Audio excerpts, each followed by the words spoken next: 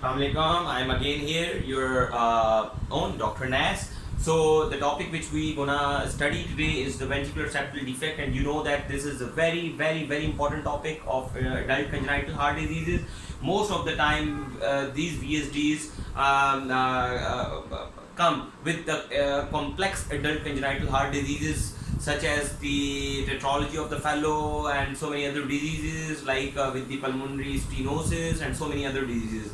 But if you can ask about the prevalence of disease as an isolated VSD, so it occurs in the 10% of the adult population and 25% in the overall population if you take the prevalence in the childhood. So now you will ask me that what is the natural history? What is the natural history of this VSD? How it behaves and how it goes and how it goes with us. So 35% of the perimembranous VSDs close spontaneously. It's a very high rate of spontaneous closure in the perimembranous VSDs. And if you ask me about the small VSDs, so the 75 to 80% of the VSDs, small VSDs, they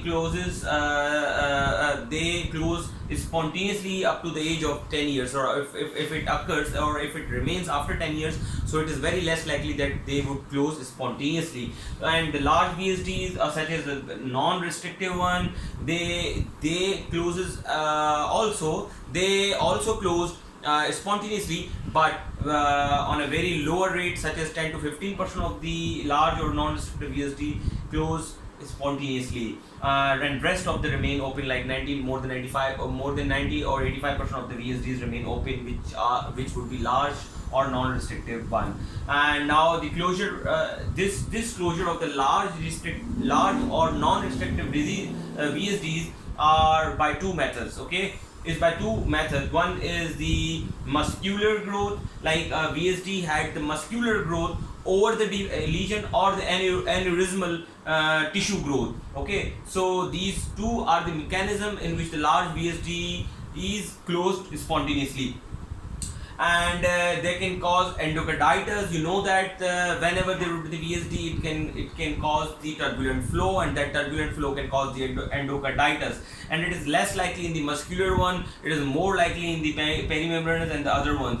And it most of the time, if this VSDs would be large enough, so they can cause the reversal of the shunt, and that this shunt would be reversed. Now, this was the natural history. I think first we need to discuss about the types of the VSD, and then we will move towards the other things. So there are the four major types. VSD have been divided in the four anatomical types. Okay, there are other types as well. You can classify it as a restrictive and non-restrictive. You can classify VSD as a small, large, and moderate as well. But according to the anatomical classification, VSD has been classified into four groups. Number one, which is the most prevalent and which is more more common, and the good thing is about it that it has a very good spontaneous closure rate, is the membranous VSDs. And where the membrane VSD is located, actually, you know that this is the intraventricular septum. Here is the RV, this is the LV, and this is the septum which actually divides the LV and the RV separately. And you know that this is the area of alveoli, and here is the aorta. So just below the aorta, just below the very near to the alveoli, here is the membranous type of the intra-atrial septum presents. When the membranous type of the intraventricular septum, this intraventricular septum actually has been divided into two or three classes, such as the initial one is the membranous one, and the lower towards the apical intraventricular septum is most of the time muscular one. So if any defect in the membranous ventricular septum, called as a membranous ventricular septal defect, and these defects are around 70 to 80% present in the patients, and when they would be near to the infundibulum of the pulmonary valve or pulmonary artery, not pulmonary artery but the pulmonary valve, or you can say that's the right ventricular infundibular areas, then you will label it as a perimembranous VSD. So the membranous and the perimembranous are both are same. The only difference is that when membranous comes into the infundibular area, it will be known as a perimembranous VSD, and 70 to 80% of the VSDs are of this membranous and the perimembranous, because the defect in the membranous and the perimembranous is very much common. And it has, the good news about it is that it has around 35% of the VSDs. If they are small enough, then they will close by 70 to 75 to 80%, and if they are not even small enough, they would close spontaneously about 35% of the patients. Now the second most common is the muscular VSD. So you are appreciating here that this is a muscular intraventricular septum. So any defect in the muscular intraventricular septum called as a muscular VSD, and if these defects would be like multiple, as you are appreciating 1, 2, 3, 4, then you will label it as a Swiss cheese VSD. Swiss cheese VSD. Why? Because if you have seen the Swiss cheese, that Swiss cheese most of the time has these defects or the depressions, so that muscular VSD looks like a Swiss cheese. That's why we named it as a Swiss cheese VSD if the muscular VSD have multiple defects. Now come to the fourth one, and that is the inlet AV canal type. Immediately below the aorta or the aortic valve, it is these two VSDs are not like you cannot appreciate it. I have drawn or I have illustrated that picture, but in real these VSDs are not like this. You have to see these VSD on the short axis views on the echocardiography, because these are just below the aorta, near to the AV valve such as tricuspid and the aortic valve, mitral valve, and near to the aorta. So these VSDs are known as inlet AV canal type VSD. Why? Because they are near to the inlet. Okay, they are near to the inlet, and most of the time they are associated with the Down syndrome or AV canal cushion defects. So that's why it's known as the inlet AV.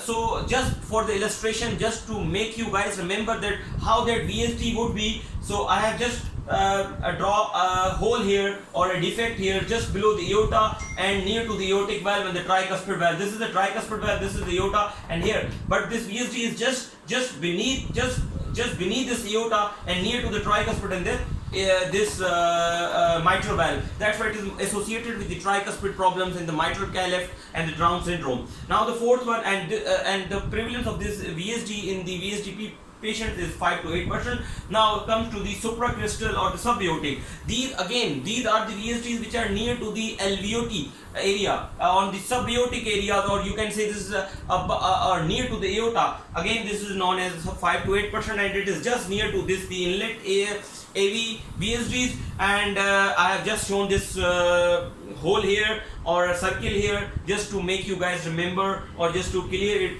that this is another type of the VSD, although it is not actually, this picture actually does not resemble the actual supracrystal or inlet AV, because you need to see this VSD on echocardiography on the short axis views.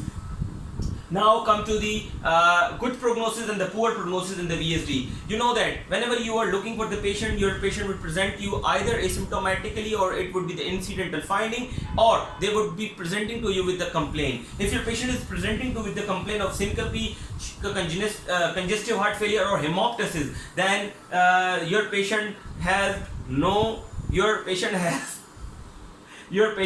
poor prognosis. I have written. Okay, so this is good, not good, and this is good prognosis. Okay, so the poor prognosis is associated with the symptoms such as syncope, congestive heart failure, and hemoptysis. And the poor prognosis and the good prognosis, if your patient has normal LV size and the small left to right shunt, and your patient has inlet like intact vasodilation response. Intact means whenever you will be doing the vasodilatory response, when you will check the vasodilatory response on the right heart cath, as we discussed in the chapter of pulmonary hypertension. If your patient is responsive, it means that your patient has good prognosis. And the lack of symptom, if your patient has no symptom, as we discussed before, the syncope, congestive heart failure and hemoptysis, it means your patient has good prognosis. Now come to what are the risk factor for the decreased survival. If anyone asks you, or if the parents of any child, or if any patient asks you about his or her survival with VSD, then what factors you will be looking for. One is the cardiomegaly, especially on chest X-ray. If your CT ratio is increased, this is the poor prognostic factor. This is it decreases the survival. And if your patient has a pulmonary artery systolic pressure is more than 50 mm mercury, or if it is more than half of the systemic vascular systemic pressures, so obviously it would again a poor prognostic and the decreased survival factor. It is not actually poor prognostic factor, but it actually tells you about the decreased survival of the patient. You do not have to intermingle these both things. Okay, so these are the factors for the decreased survival. Shortness of breath, dyspnea or exertion, progressive AR. These are the things which you actually see in the patients to tell the survival or decreased survival of the patients. Now comes to the sizes. You have to divide your patients of the VSD into three categories. One is small, moderate and large. Small is obviously when the VSD would be less than less than 1/3 of the aortic root, so you will label it as a small VSD. If this VSD is around the half of the aortic root, you will label it as a moderate size of the VSD. If the aortic root is equivalent to the VSD, or the VSD is equivalent to or more than of the aortic root, then you will have to label it as a large VSD. You can divide your VSDs as the flow or the shunt fraction on the basis of shunt fraction of the flow. Then you have to divide it into three classes. Number one is restrictive, and if the QPQ is, which we already discussed in the atrial septal defects, if it is 1.4:1, less than 1.4:1, it means that your patient has restrictive VSDs. If your patient has 1.4:2.2, but not like more than 2.2, just between the 1.4 or 2.2, like more than 1.4 but less than 2.2:1 QPQS ratio, then you will label it as a moderate restrictive VSD. And when you will label it as a non-restrictive, when the shunt fraction will be more than 2.2:1, and obviously it would be an indication to close the VSD. Now, how the patient would present and what the clinical symptom you have to need to see in your patient with the VSD, obviously the clinical features. You know that these are all are the clinical presentations. How you would examine when you will be doing, obviously apex beat would not be displaced because the LV will not be, if the LV has been dilated or your patient has the symptom of AR or the volume overload condition, then might your patient would have the displaced apex beat. But in most of the cases, the apex beat would not be displaced in the patient. And there would be the parasternal thrill in all parasternal thrill with the systolic murmur, and the S1 S2 will be normal in most of the time until the pulmonary hypertension occurs. Here that murmur would be heard all over the precordium, but it would be more in the parasternal area with the signs of, if your patient has the signs of pulmonary hypertension, then obviously you will get all these RV heave and the P2 loud and all these things. But if your patient has the VSD with TOF, like tetralogy of Fallot, and obviously then you will not get the signs of pulmonary hypertension. So you need to remember all these things. And what would be the differential diagnosis on the basis of clinical features? You have to think about the MR and TR, but history will tell you that either your patient has VSD, MR or TR. Now comes to the ECG. The ECG, nothing would be additional, but you can find a right axis deviation, left axis deviation, RVH, LVH, or if your VSD has been repaired, then your patient would have RBB. And the chest X-ray, obviously there would be a small heart. It can be it can be a bigger heart if your patient has failed heart, as we discussed earlier. Then you would definitely have the olemic lung fields because of the pulmonary hypertension. Now the transthoracic and the TOE, I will not discuss this thing because I need a complete separate lecture to make you guys understand about the transthoracic echocardiography in the VSD. Just you need to remember here is that the transthoracic and the transesophageal echocardiography is a gold standard, and you need to do this in the VSD. Now MRI, when to do the MRI?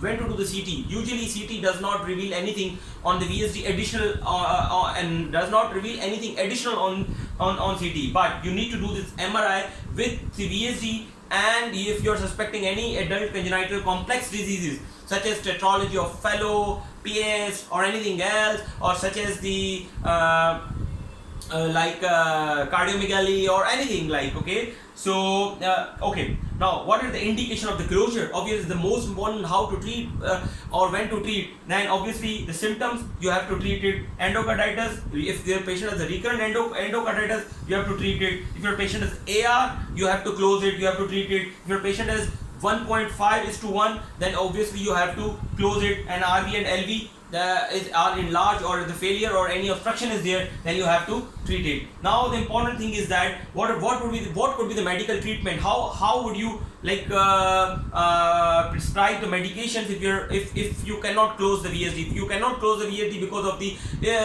irreversible pulmonary hypertension or Eisenmenger syndrome, then obviously you need to give the not aggressively diuretics. The decision of dosages and all these things depends upon the patient to patient, but these are the three things which you actually incorporate in your patient: diuretics, beta blocker, and ditch. The cath closure remains obviously the same as we discussed in the ASD, but the devices would be a bit changed, and the name is the same: implanter or rectilator devices. These are the FDA approved devices. And what could be the complication post care? The arrhythmias, tricuspid valve damage, the dislodgement of the device, the residual leak, and the AV blocks. These all are the complications of after the cath closure. And the surgical closure, yes, you can do in more than 2 to 2.5% of the patient. You do the surgical closures, and especially those who have multiple defects and all these things, and who are not suitable for the cath closure, you need to do the surgical closure. Or if your patient is presenting to you with the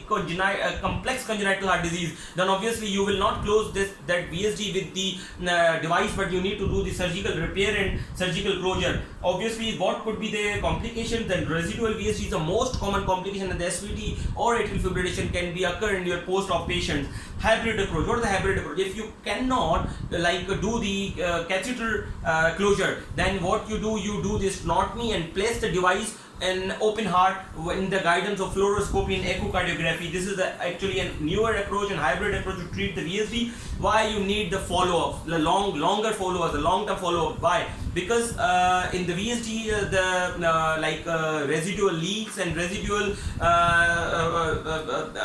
defects are very much common, and you need to look for the AR and other indications to redo surgery. Then for those things, you need to follow your patients, especially in annually or annually or once in a 3 or 5 year, depends upon the patient to patient. So this was all about the VSD, and I hope that I have made myself clear. That was a very quick review about the VSD just for you guys and for your examinations, okay? And at the last but not the least, my request, please subscribe my channel, spread this knowledge as much to you as can, and press the bell button for the future updates. Thank you very much.